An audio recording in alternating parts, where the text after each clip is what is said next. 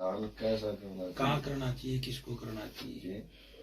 जिसको जैसी आवश्यकता उसको वैसा दान की आवश्यकता होनी चाहिए। जिस प्रकार एक राजा ने एक लक्ष्मी माई को बंदी बना लिया भजन राजीव कुछ करके, और वो लक्ष्मी माई उसका बंदी होगी उसका कैद होगी। दी हफ्ते का एक दिन दर लिया, भाई मैं उस दिन तेरे को ज्यादा धन दूंगी, भाई इतना धन दूंगी कि भी बहुत ज्यादा। तो वो धन दर लिया तो उस राजा के पास इतना धन हो गया कि भी बहुत ज्यादा। वो ज्यादा धन होने के कारण राजा ने सोचा भाई तू दान लायक जा कर। राजा स्वर्ण का दान लायक जा कर। तो उसके पास तो माया का तो तोड़े नहीं गया, क्यों लक्ष्मी उसके बंदी थी, दो थी। तो वो दान करने लग गया। उसके दान से क्या हुआ, नगरी में जो लोग थे, जो मजदूर आदि लोग थे, वो काम करना बंद कर दिए। क्यों, शाम को उनको वो दान मिल जाता है। तो उस दान की वजह से वो इतने आलसी हो गए, काम छोड़ गए, मदरा वेश्यावृत्ति में उनका ध्यान हो गया, जो गरा क्लेश आदि का वास हो गया। और वो क्लेश होने की वजह से जो उनकी माइयां थी, वो जो माताएं थी, वो दुखी हो गई। वो दुखी होकर वे इकट्ठी होकर रानी के पास जाती हैं। रानी के पास जाती हैं तो वह रानी तय जाकर अपनी अरदास प्रार्थना करें, भैया आपके स्वामी है ना जो दान करते हैं, और आपके जो दान करने से हमारे जो पति है वो इतने आलस्य हो गए और जो काम आदि छोड़ गए, और वो मतलब लले वेश्या प्रति और मदिरा में ज्यादा हो गए, और हमारे साथ क्लेश आदि झगड़ा किया जाता है। आप इसके बारे में आप पापा अपने पति से बोल लो, भाई उनको आवश्यकता के अनुसार चीज दे जाए। इब राजा आज्ञा रानी की के चल रहा है, बाकी चलो हम जिसा ने कया वह को नहीं मान्या तो रानी रखती थी शनि महाराज का व्रत, न्याय के देवता बताए गए हैं। तो शनि महाराज के व्रत रखती थी तो काय करे मुसीबत में, चाहे माँ याद आए करे, चोट लाई जो कुछ लाई जो, चाहे भगवान हे भगवान। जिसको आप इष्ट मानते हैं उसको आप ज्यादातर आप ज्यादा याद करते हैं। भोलेनाथ मनीषा के करया था, क्या समझे मेरी बात। ऐसी स्थिति में अपने इष्ट को, अपने भगवान को दुनिया याद करती है। तो वो माई शनि महाराज का प्रार्थना करी, हे शनि महाराज आप तो न्याय के देवता हो, और मैं आपके फास्ट रखती हूँ, व्रत रखती हूँ, और मेरे राजा के हाथ से ऐसा एक दुर्काम हो रहा, कुछ करो भगवान आप। तो उस माई की पुकार सुन के शनि महाराज एक साधु का रूप धारण करके आ जाते हैं। क्या समझे, साधु का रूप धारण करके आ जाते हैं। तो वो उस समय वो राजा दान बांट रहा था, और उस समय साधु आ जाते हैं। साधु बोलते हैं, राजा क्या बांट रहा, बोला ये तो हमारे राख बराबर है। साधु की ये बातें सुन के राजा क्रोधित हो गया, बोले ईसा के तन्ने के चाहिए, बोले जो तू मांगा बोले तेरे मुंह का बोले वो ही दूंगा। और वो वचनों में ही फंसाना था। तो क्या हुआ, उस शनि महाराज ने, उस साधु ने उस राजा को अपने वचनों में बांध लिया। बोला ठीक है, तू मेरे वेट के बराबर का दान दे दे, तराजू तोल दे। शनि महाराज के, जिसकी शनि महाराज का ग्रह आदि खराब चल रहा हो, तो तकरीबन तुला दान, तराजू का अपने वेट का दान का ज्यादा महत्व माना गया है। तो राजा बोला ठीक है, मैं तेरे को तेरे बराबर तोल देता हूँ। उसका तो याद ही तेरे बराबर, तेरा तो लक्ष्मी तेरी कादमा है, तेरे के धन का घाटा तोल देगा राजा ने तो नहीं ना, साधु ने तो राजा अपना उसने तराजू में बिठाएगा, तोलन लग गया, सारा सौदा टेक लिया। ऋषि का तराजू नहीं उठता है, ऋषि का तराजू नहीं उठता है। तो राजा सोचता है भाई क्या किया जाए। इसमें दो बातें निकलती हैं। एक तो शनि को लक्ष्मी को राजा की कैद से आजाद कराना है। शनि महाराज एक तो ये कर्म करने आए हैं, उस लक्ष्मी को आजाद कराने आए कि उसका कैद थी राजा का, और एक उसका अहंकार तोड़ने आए हैं, उसको अपने सत्य के मार्ग पे अपनी सच्चाई दिखाने के लिए आए थे, और एक अपने भगत की पुकार सुन के आए थे। क्या समझ में आई? शनि महाराज जब वो तराजू में बैठे राजा तोलने लग जाता है, सारे अपने आभूषण अपनी सारी चीज रख देता है। जब राजा के पास कुछ नहीं रहता है तो वो अपनी रानी के आभूषण तारने की चेष्टा कोशिश करता है, तो ऋषिवर बोल देते हैं, भाई नहीं राजन, जो तेरा है वो तू मेरे को दे सकता है। उन्होंने सोचा राजमहल ही मार देगा, राजमहल चढ़ा दे फिर तो उठेगा। अब करे नहीं लिया जे इस बर्ग में बालक ने तोलना और नहीं उठता हो, बोला तो पत्थर दे दे, बोले फिर तो उठेगा। अंत में तो नींद दो रहा था, मार का ईट 4-5 में दर दी, तराजू फिर नहीं उठा। तराजू नहीं उठा तो सारा राजमहल चढ़ गया। राजा हो गया नंग चुहाड़ी, कंगाल, कुछ नहीं। रानी तो बोला चलो चलो ना, सारा कंगाल हो गया। ऋषि बोला भाई चढ़ा तराजू उठा, बोला जी मेरे दो रहे कुछ नहीं, मैं और मेरी रानी बस, और कुछ नहीं। बोला फिर चल निकल राजमहल तक, ये तो तने चढ़ा दिया, तराजू में तोल दिया, लेकर चल राजमहल तेन का। रानी ने लेकर चलने लग गया। बोला रे बाप भैया रुकिए, दया कर देगा। बोले कि बोला तू जा दिहाड़ी कर, काम कर, कर्म कर, और जो तने मिला नहीं वो मेरे तराजू में आकर चढ़ा दिए। जो तेरी लाइफ में जो तेरे भाग का तकदीर का होगा वो मेरा तराजू लेगा। वचन में है तू, वचन बंदी है तू। और बोला दयाणी ने छोड़ दे कड़ा ले फिर गला गला लियांदारो और दरदारो कमा के लियांदारो और दरदारा है, जदे उठ जाएगा, जदे तेरा राजमहल ले ली वो रानी उड़ रह गई। चाल पड़िया,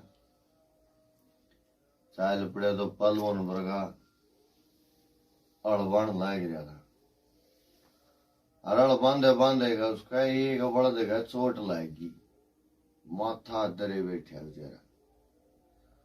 बुआ रहा ऊपर तय बड़द का चोट लाएगी, वो दू इसने। राजा भूखा मरदा बेचारा, काम करने की सोचने लगी। उस जमींदार तय जाकर बोला भाई मने काम मिलेगा। जमींदार ने सोचा ओहो आंधे की माखी रामता वही करा, बंद कर तो एक खोल भी दिया। और एक जमींदारे में क्या ही करा भाई, बड़द पकावत है। बोला बड़द ना खड़ाव है, बोला जमाई की तरिया, और बोला बाव है कसाई की तरिया। बोला 10 मिनट के फांसी आएगी। बोला राजा ने बड़द समझ, बोले हाँ भाई काम मिल जाएगा। बोले जी के मिलेगा? बोला मिलना मलना क्या, रोटी दे रही टिफिन में रोटी दे दी। राजा भूखा मरे था, ये बोले हाँ रोटी दे दी। बोले काम काम के? बोले एक बड़द की टांग टूट रही है, एक बड़द को नहीं जुड़ना पड़ेगा। राजा बोले जुड़ जूंगा। ये राजा तो उसके अड़के तड़ा जुड़ गया। वह कहना बोला खाड़ाओ जमाई की तरिया और बाओ कसाई की तरिया। ये वो जुड़िया और पलवन ने इस तरह का कांटा पड़ा था, और राजा का बड मारी चुतड़ा और चिटकारी दे भाइयों बाबू का रोटी दे दी। यो काम दाम करया, जेठ का महीना था, दफारा था, बढ़िया रोटी में आकड़ी करड़ी होगी, सूखेगी रोटी सूखेगी। इब्राहिम जमींदार ने उसको रोटी दे दी, रोटी दे गए, रोटी देकर और रोटी खान लग गया नहीं जिसने मतलब बुड़की तोड़ का वह बासी रोटी मुंह का नहीं करी तो उसका फट ऋषि की बात याद आई।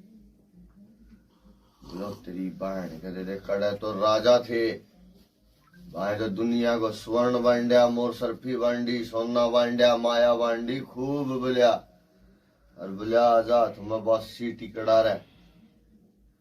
अरे बोले यो भी नहीं खा सकते रे, बोले यो भी ऋषि का तराजू बाट देखा बोले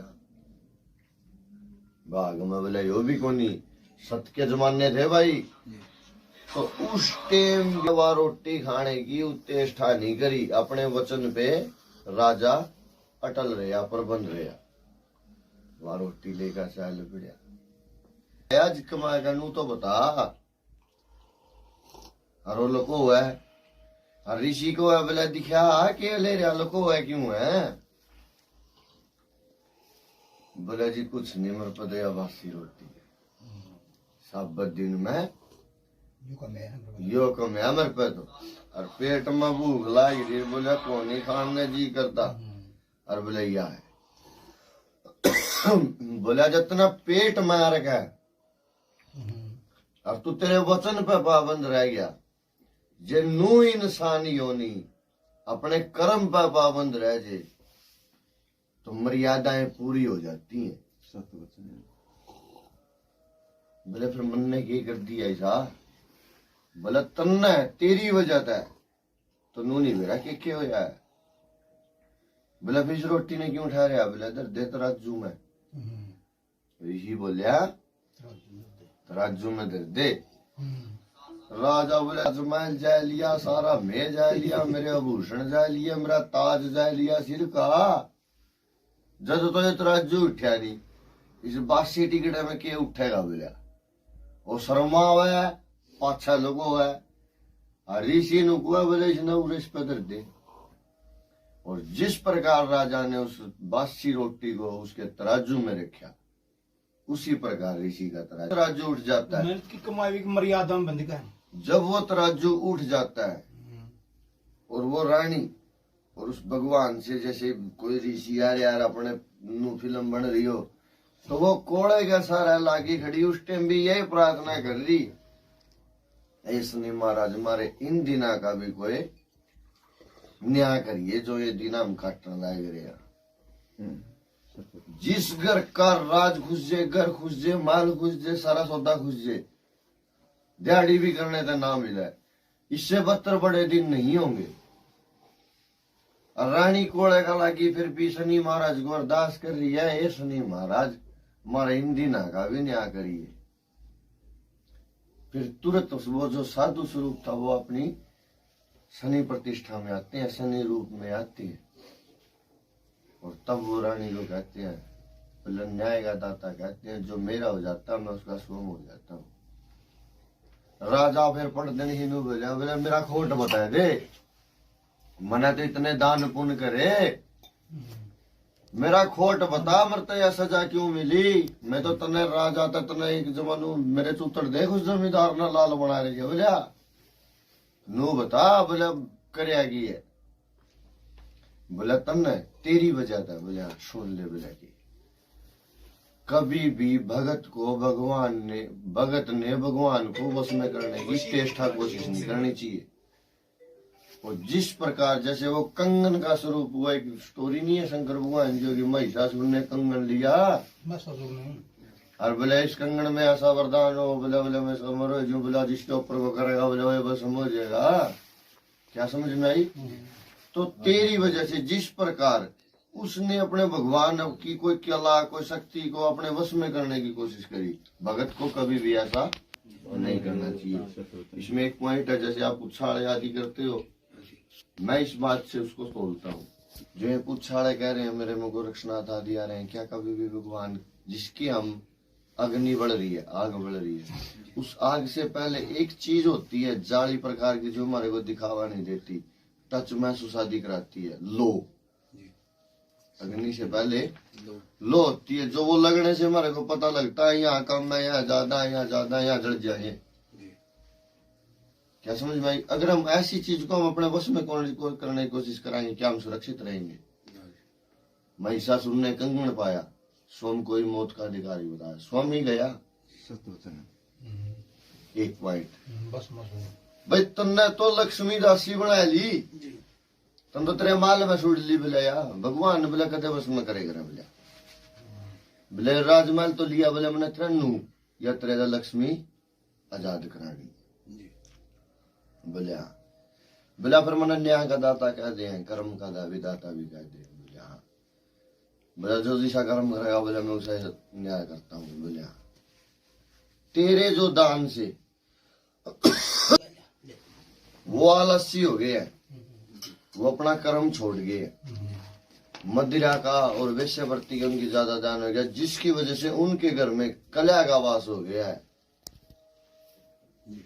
उनकी जो लक्ष्मी है, जो उनकी माताएं हैं, जो उनकी पत्नियां हैं, वो तंग हो चुकी हैं तेरी दान वजह से। बोला दान वैसा ही करना चाहिए जिसको जिस चीज की आवश्यकता हो, भूखे को अन्न को, प्यासे को पानी को, नगन को वस्त्र का।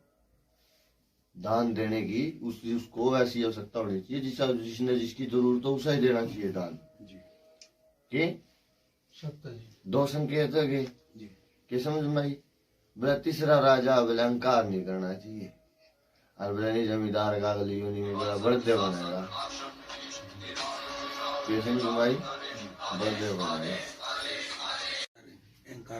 राजा को कभी भी अहंकार नहीं करना चाहिए। अहंकार करना चाहिए जिसको अपनी प्रजा पे अहंकार करना चाहिए, अपने कर्म पे अहंकार करना चाहिए, नेकी पे अहंकार करना चाहिए। क्या समझे?